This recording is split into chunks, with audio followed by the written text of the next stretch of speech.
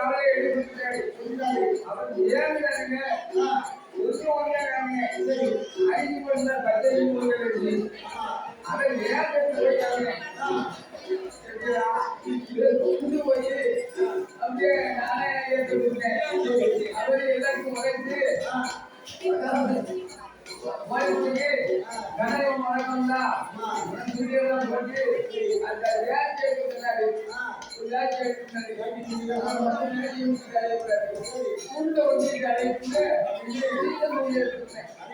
அந்த மாதிரி ஓதாரு. அது என்ன ஓதாரு தெரியுமா?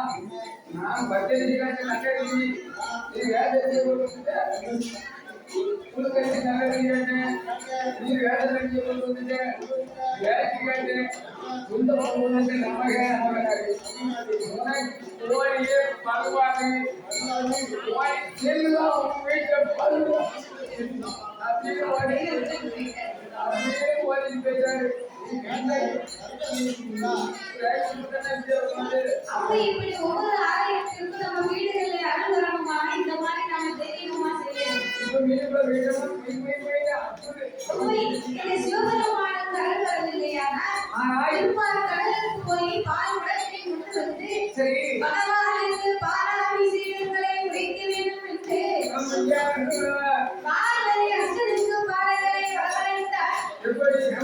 அப்பா அஷ்டனுக்கு பாடல்களை சிவனுக்கு இருக்கக்கூடிய இருவர் இங்கே அனுகரம்.